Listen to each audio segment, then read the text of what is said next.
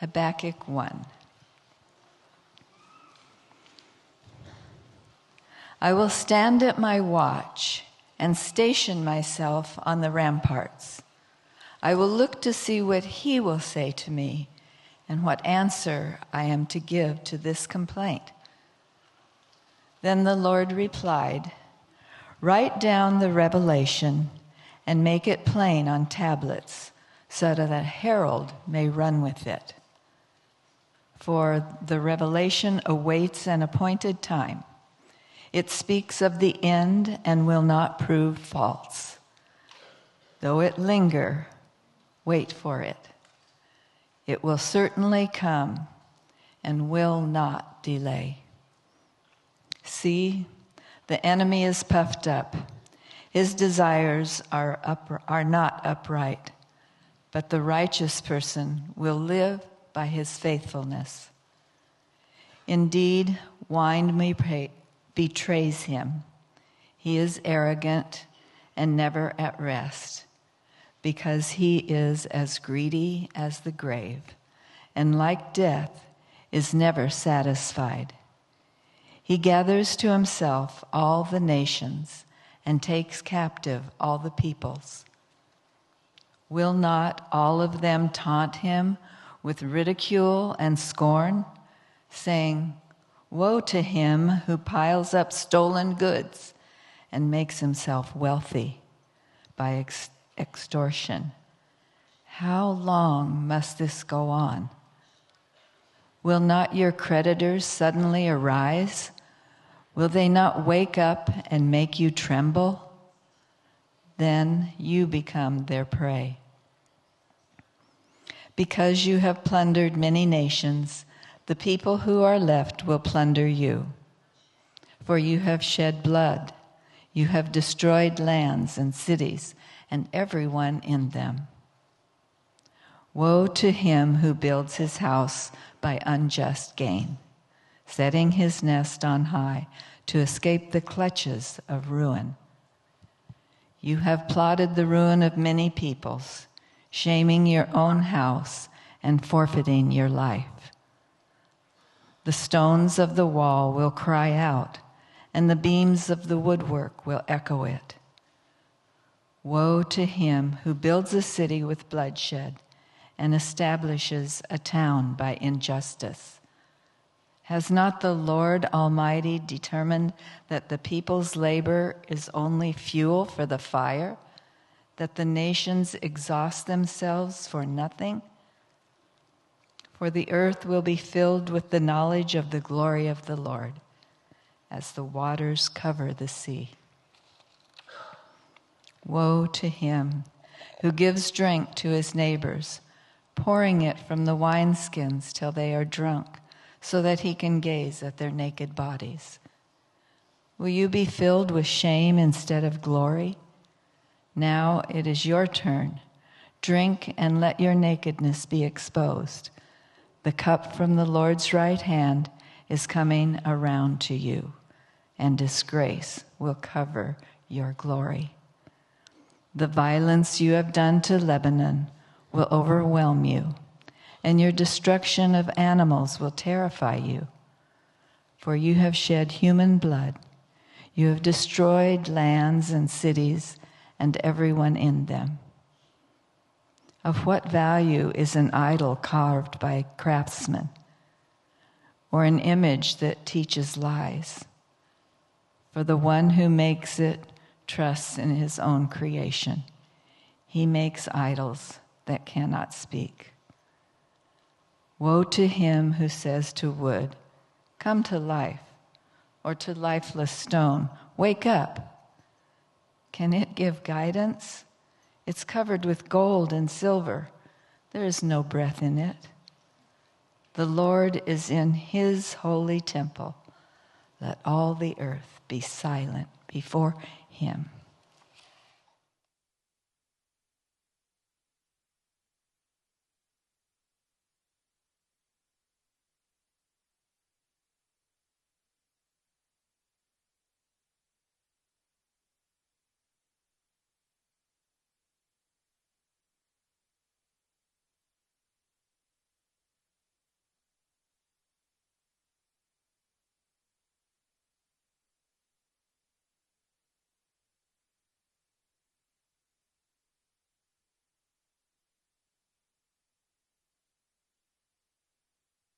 You guys. Is that hard? Any of you guys get a little paranoid that maybe I forgot that I was on duty today? Yeah. Anybody like ready to go check my pulse? Anybody freak out? That was awkward, wasn't it? Waiting's hard. You know, I'm sure that some of you are probably thinking, who missed their cue? I mean, who's running this show? Like, who messed up? Waiting's hard. Weird things begin to happen in our brains. Some of us get agitated. Some of us get anxious. Some of us get worried. Some of us get bored. How many of you guys grabbed your phone? 10 seconds. Free time. A B reel could have been posted. I would have missed it. Like, some people get bored. Some people get agitated. Waiting is really hard. If that felt like 10 minutes, I just want to let you know, that was 25 seconds. 25 seconds, excruciating for some, awkward for others. Waiting is really hard. It's an unnatural process. I'm not a very good waiter. I like to move.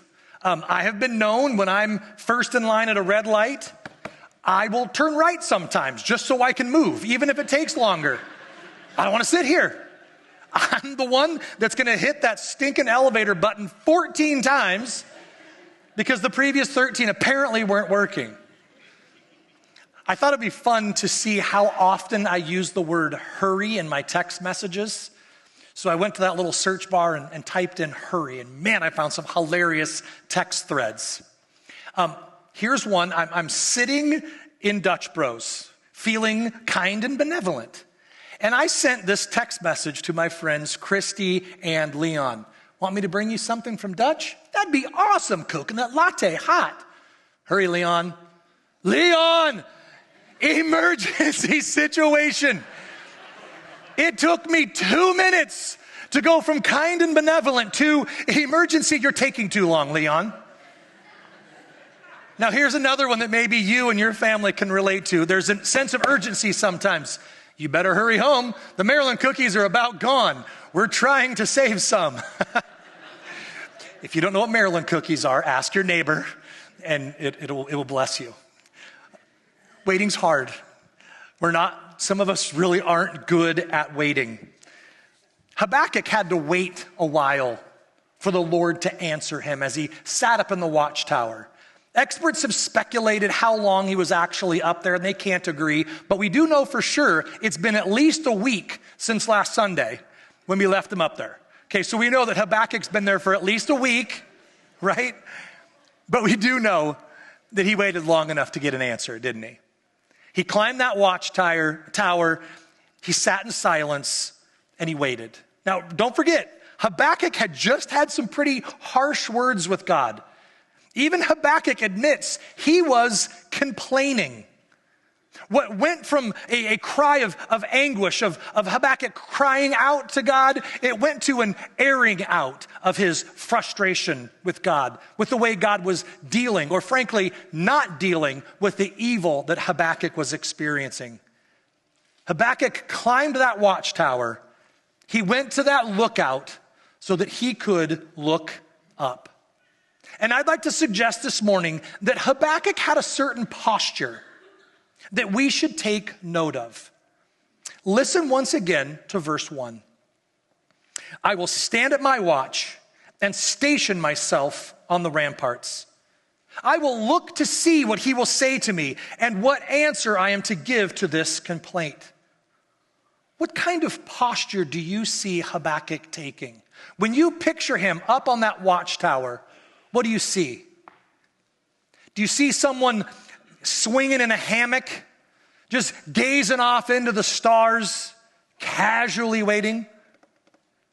Do you see him sitting in a rocking chair, sipping lemonade, reading a book with his AirPods in? Do you see him just chilling up there, waiting for God? You know what I see? I see Habakkuk doing the exact same thing a sentry would have been doing if he were on duty, if he were on post. You see, that watchtower was for a person to stand and to look out to alert the kingdom if an army was coming. I see Habakkuk doing that same thing, looking out and straining, anticipating God to respond. Or I picture him down on his knees, begging God to respond to his plea, to his cry for help. I see Habakkuk waiting with an alert hypervigilance of expectation. He's leaning in and waiting for the Lord to speak. I will look to see what he will say to me, Habakkuk says. He's ready. He's anticipating, and his posture tells us that he is expecting God to respond. What's your posture like today? Are you leaning in, waiting to see what the Lord has to say to you? Or have you become spiritually complacent or even disinterested because the waiting and the silence has caused you to just simply stop listening? As we look at the text today, it's my hope that we might be inspired to adopt a similar posture of spiritual vigilance, expecting God to move as we lean in and wait for him to accomplish his will in our lives according to his timeline. Waiting is hard. And that's because we want instant results. Have you ever given up on a diet after 3 days because you haven't lost your 15 pounds yet? Have you ever been stuck in an airport waiting for that delayed flight to come? What's your attitude like in those moments? Don't say it out loud. It will torpedo this whole message. Have you ever sat in a waiting room while your 4-year-old daughter is in surgery? I have. It's brutal. It's hard not to worry in the times of waiting. It is hard to leave the troubles of the world behind and to climb those steps of the watchtower and to sit in silence, waiting for an answer that you hope will change your perspective. You see, waiting on the Lord is not an instinct we're born with, but I do believe that it is a discipline that we can develop. I see 4 principles in this chapter that we're going to look at today. 4 principles that will help us become better waiters. Let's look at the wisdom that there is to be found in the Lord's answer to Habakkuk. Habakkuk implores the Lord, and he waits, and he leans in, and finally God answers, and this is what he says. Then the Lord replied, "Write down the revelation and make it plain on tablets, so that a herald may run with it. For the revelation awaits an appointed time. It speaks of the end and will not prove false. Though it linger, wait for it. It will certainly come and will not delay." God says, write this down, Habakkuk. And I'm not talking about a paper and pencil tablet. I'm talking about a stone tablet. Chisel it in there so that the herald can run and tell everyone what I'm about to say. Expectant hope believes that God will deliver. When I talk about expectant hope, I am not talking about naive optimism. I'm not suggesting that as Christians that we ought to don rose-colored glasses and whimsically live lives with a pie-in-the-sky optimism. What I am suggesting is that we take God at his word. Because when God speaks, he always says what he means, and he means what he says. He tells Habakkuk, listen carefully. Write this down. Mark my words, Habakkuk. This shall come to pass. You can take my promise to the bank, Habakkuk. I know that you think it's taking too long. I know that you think that I'm tarrying, that I'm delaying. Just you wait. You can take this promise to the bank. Expectant hope has an element of anticipation to it. It looks like that couple, that expecting couple in their 8th month of pregnancy. And we even use that, don't we? That we say that the woman is expecting before that child is delivered. Do you think they have a casual kickback, let's just wait and see what happens attitude? No, they are leaning in with eager anticipation. They are expectant of that new child being brought into the world. Hope can be either passive or it can be active. What does active hope look like? Active, expectant hope is based on what we know. It's the kind of hope that Christians ought to have because we know the end of the story. We have hope because we know that God will ultimately triumph over evil and that he will come back for his bride and we will rule and reign with him for all eternity. We know that heaven is waiting for those who believe. Expectant hope is active because it's based on what we already know. What's passive hope based on? Passive hope is based on what we don't know. I hope it doesn't rain on my wedding day. I hope my favorite team wins the big game. What's that hope based on? I don't know if it's going to rain. I don't know who's going to win the game. That is passive hope. That's a kick back, wait and see, let's just see what happens kind of hope. We need to have that expectant leaning, forward anticipation. Because we all have two options, right? We all have two options while we're waiting. On one hand, we can take God at his word and we can expect him to deliver, or we can doubt him and we can take matters into our own hands. We can doubt him and begin to wonder, hey, is God asleep at the wheel? We can begin to worry. We can become frustrated. We can even become arrogant in our waiting when we wrestle control away from God. And I think these two options are what are highlighted when we get to verse 4. Look at what God says to Habakkuk. See, the enemy is puffed up. His desires are not upright. But the righteous person will live by his faithfulness. I think verse 4 might be the most significant verse in the entire book of Habakkuk. What's it saying? It's saying that humble faith believes that God is capable. God says the righteous person lives by faith. In an uncertain time, when Habakkuk writes this, life was uncertain. Life was marked by unrighteousness and all sorts of evil. And in that time, God paints a picture of what a righteous person looks like. And he does it by setting that person up against a prideful, puffed up person. Why does he compare these two ideas? Why does he compare pride with faith? If we look at a righteous person, what would we call the opposite of a righteous person? We would call them a self-righteous person. The puffed up, prideful, arrogant person is self-righteous because they think they can manage their lives apart from God.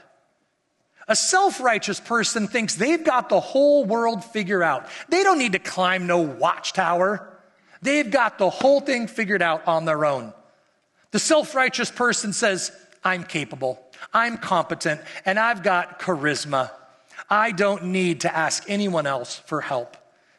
And what does a humble person do? A humble person says, I don't know what to do, and I need help.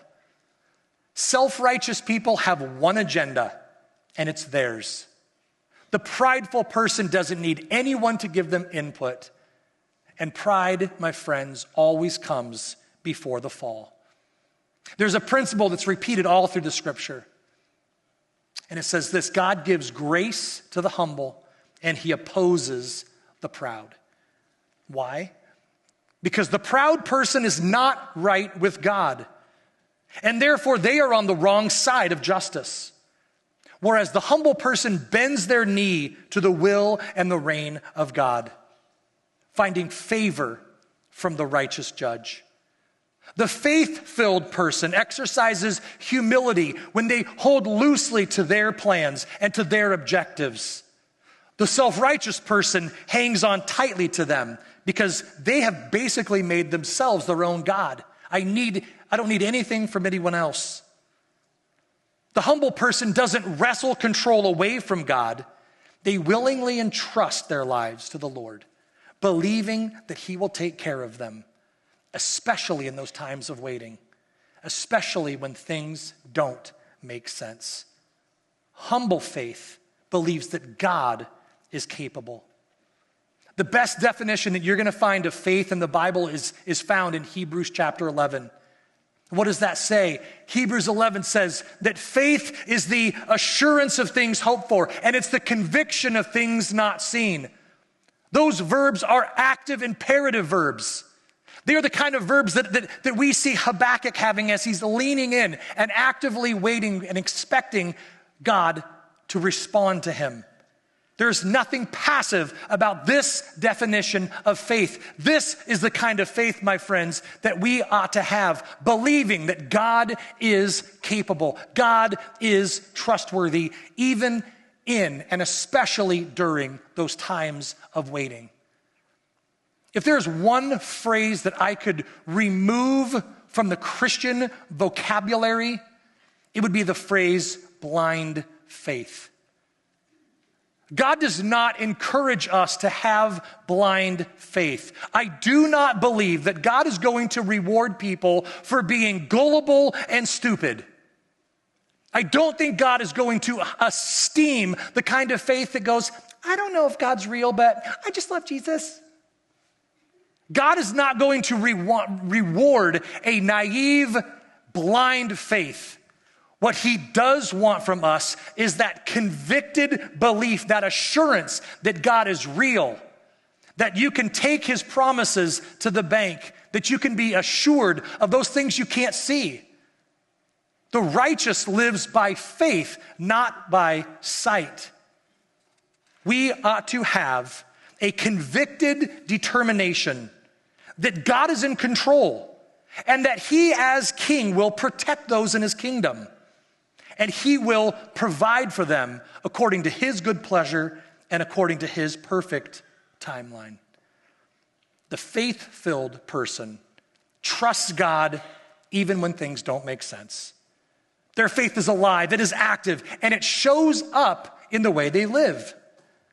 When God told Abraham, I want you to pack up all your things, I want you to gather up your entire family, and I want you to move. And I'm not even really going to tell you where you're going until we're already on the trip. That made absolutely no sense for Abraham. He was well established, he was very wealthy, he had a large family. That was a big endeavor for him to pack up and leave. God simply told him, if you trust me, I will take care of you. I will show you where we're going, and I'm going to bless you richly. And Abraham obeyed. He took God at his word, and he believed that what God told him would actually happen. And when you get to Genesis chapter 15, verse 6, this is what it says. Abram believed the Lord, and the Lord counted him as righteous because of his faith. The righteous shall live by faith, believing that God will deliver on his promises even when you don't have all the data. God made a promise to Abraham. Trust me, and I will show you where to go, and I'll take care of you. And he followed through on that promise. Look at the promise that he makes to Habakkuk in verse 14. Habakkuk didn't have all the information either. Habakkuk was challenged to have this kind of expectant, active faith, even though he didn't have all the information, even though it made absolutely no sense to him at the time. Look at the promise that God gives him in 14. It's a beautiful verse. It says, for the earth will be filled with the knowledge of the glory of the Lord as the waters cover the sea. The earth in Habakkuk's day wasn't exactly filled with God's glory, was it? It was filled with immorality and depravity and injustice. What's the message? What is the hope that we ought to gain from this promise that God gives to Habakkuk? Because it's for us too. Deferred justice will come because God's glory will prevail. Things were not the way they ought to be. Habakkuk knew it and God knew it. God was not blind to Judah's corruption. God was not unaware of Babylon's depravity, nor was he uncaring about Habakkuk's confusion. So therefore, he says, Habakkuk, I know right now things are not good, but trust me. There will come a day where my glory will cover the earth just as the oceans and the rivers and the streams and the lakes cover the land. So what he does is he delivers a series of woe statements. These woe statements could be summarized, this whole section could be summarized by the simple phrase, God will judge the wicked. Not because he's mean, not because he's vindictive, but because he is good. God's justice demands the punishment of evil. God's holiness requires him to judge the wicked. And he will judge fairly, and he will judge at the perfect time definitively. To receive a woe in the Bible is not a good thing. Old Testament or New Testament. If you were the recipient of a woe, that was a bad day for you. That phrase evoked emotions of dread and terror. It was a word of anticipated doom or impending calamity. It's kind of like when your mom says, I'm going to get the wooden spoon. Or it might be like when your mechanic comes after you bring it in for just a routine oil change and the mechanic says, why don't you sit down? We've found something. Woe to me, impending doom or calamity is about to happen. A woe statement was a bad day for the recipient. And God gives a series of these statements to Habakkuk. He says, woe to him who piles up stolen goods and makes himself wealthy by extortion. Well, that just happened in the olden days, right? We don't see people taking advantage of others and being greedy anymore, right? Woe to him who builds his house by unjust gain, setting his nest on high to escape the clutches of ruin. What's this a judgment against? It's a judgment against taking advantage of the vulnerable. Woe to him who builds a city with bloodshed and establishes a town by injustice. This is a condemnation of those who use their power to build their own wealth or security. Woe to him who gives drink to his neighbors, pouring it from the wineskin until they're drunk, so that he can gaze on their naked bodies. What is this? It's a rebuke of the shamelessly immoral person who exploits and humiliates others. This just happened back in the olden days, right? Woe to him who says to wood, come to life, or to a lifeless stone, wake up. Can it give guidance? It's covered with gold and silver, but there is no breath in it. This is condemning the utter foolishness and futility of idolatry. Now, the initial focus of these woe statements is the Babylonians. Okay, the initial reading, the interpretation, the recipients of these woe statements clearly are the Babylonians. They were the wicked perpetrators of all of the injustice and evil that we saw in their day. They were proud. They exploited the vulnerable, and they worshiped false gods. What God is doing here is assuring Habakkuk that he is not blind to their immorality. He is addressing the accusation that he must not care or he would have acted. He is addressing the suspicion that he must not exist because evil does. He answers Habakkuk. And by association, he answers the agnostic and the atheist by saying, I see the evil. I'm right here and I will deal with it. God says, Habakkuk, the evildoers will have their day in court. Yes, they may be winning now, but soon the whole earth will be filled with the knowledge of the glory of God.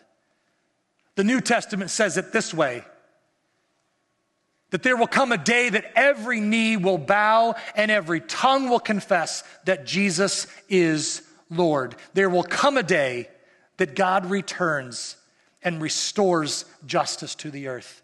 Every knee will bow, and those of us that know the Lord will say, Ah, Lord. And those that don't will say, Oh, Lord. And they will be punished because God has to punish the wicked. The initial reading is about the Babylonians. The second interpretation, friends, is for you and I. It's a mirror that we ought to hold up against ourselves to ask, is there a woe to me? Am I greedy? Am I taking advantage of the vulnerable? Have I created a false God? Have I created an idol of myself? Thinking and believing and trusting in myself simply because the waiting has become too difficult. And rather than leaning in, I've started to just lean back and coast. These woe statements initially, yes, for the Babylonians. Secondarily, they're for you and I. What's your posture like? God will balance the scales of justice. And in the meantime, while we wait, we have a job to do, and that is very clear. It's to act justly. Micah 6:8 says, he has shown thee, O man. God has shown all of us what he requires. Do justice, love mercy, and walk humbly with God. Act justly. Do justice. Don't expect it. Don't expect justice to reign here on earth until the Lord returns and brings justice with him. But in order to do that, we have to have an eternal perspective.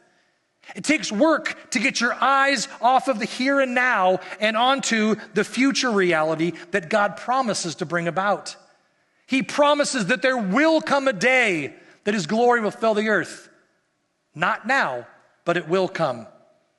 We have to have an eternal perspective. And that's why Jesus taught his disciples to pray, thy kingdom come. Because that kingdom will be filled with peace and justice and harmony. The kingdom that Jesus lived and taught under was not a peaceful, righteous kingdom. That eternal perspective is what God was advising when he finishes his response to Habakkuk. His final words were that encouragement to have an eternal perspective, to take your eyes off of the here and now and to put them on a future reality. Look at these last words. They're awesome. The Lord is in his holy temple. Let all the earth be silent before him.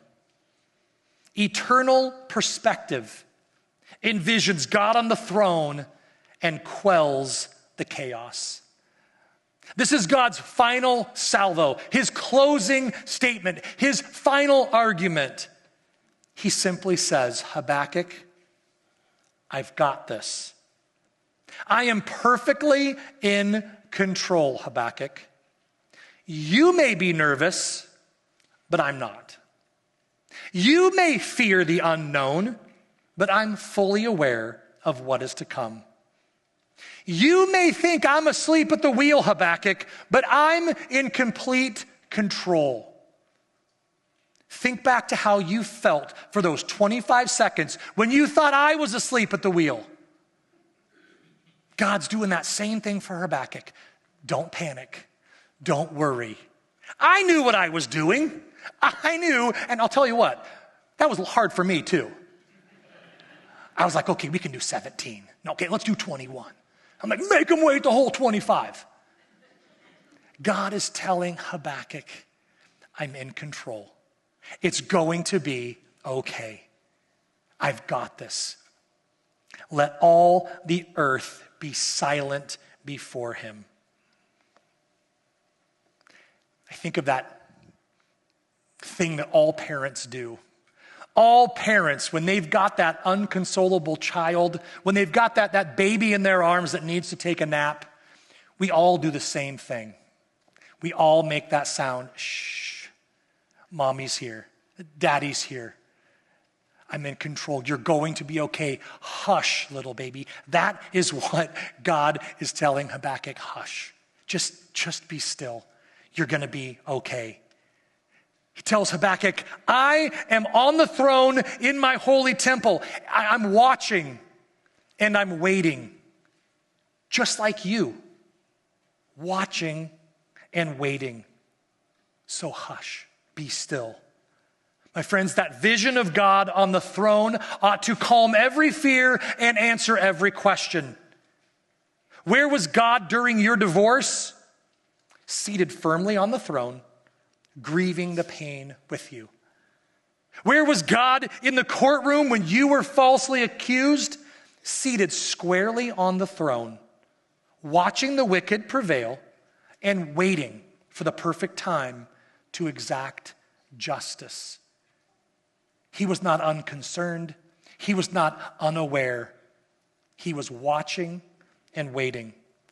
God is always working during your time of waiting.